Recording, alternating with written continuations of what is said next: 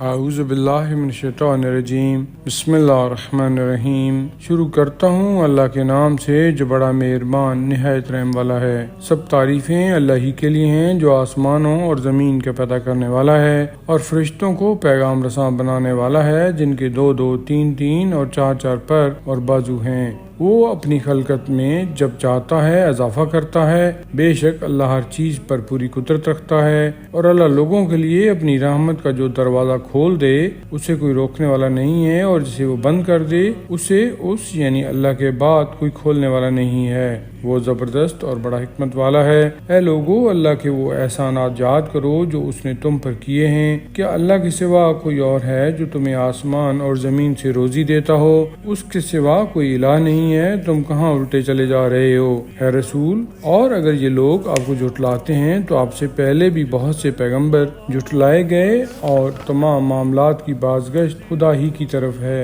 اے لوگو، اللہ کا وعدہ یقیناً سچا ہے۔ خیال رکھنا زندگانی دنیا کہیں تمہیں دھوکے میں نہ ڈال دے، اور نہ ہی بڑا دھوکے باز شیطان تمہیں اللہ کے بارے میں دھوکہ دے۔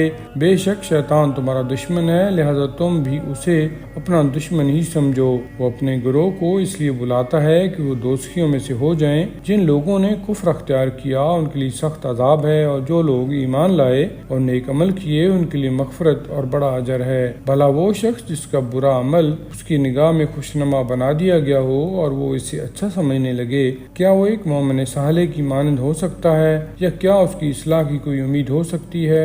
بے شک اللہ جسے چاہتا ہے گمراہی میں چھوڑ دیتا ہے، اور جسے چاہتا ہے ہدایت دیتا ہے۔ بس ان بدبختوں کے بارے میں افسوس کرتے کرتے آپ کی جان نہ چلی جائے۔ جو کچھ یہ لوگ کر رہے ہیں یقیناً اللہ اسے خوب جانتا ہے، اور اللہ ہی وہ قادر ہے جو ہواؤں کو بھیجتا ہے تو بادل کو حرکت میں لاتی یعنی اٹھاتی ہیں، پھر ہم اسے ایک مردہ یعنی اجاڑ شہر کی طرف لے جاتے ہیں، پھر ہم اس کے ذریعہ سے زمین کو اس کے مردہ یعنی اجاڑ ہونے کے بعد زندہ یعنی سرسبز کر دیتے ہیں۔ اسی طرح قیامت کے دن لوگوں کا جی اٹھنا ہوگا۔ جو کوئی عزت کا طلبگار ہے تو وہ سمجھ لے کہ ساری عزت اللہ ہی کے لیے ہے، لہٰذا وہ خدا سے طلب کرے۔ اچھے اور پاکیزہ کلام اس کی طرف بلند ہوتے ہیں، اور نیک عمل انہیں بلند کرتا ہے، یا اللہ نیک عمل کو بلند کرتا ہے۔ اور جو لوگ آپ کے خلاف برائیوں کے منصوبے بناتے ہیں یعنی بری تدبیریں کرتے ہیں، ان کے لیے سخت عذاب ہے، اور ان کا مکر و فریب آخر کار نیست و نابود ہو جائے گا۔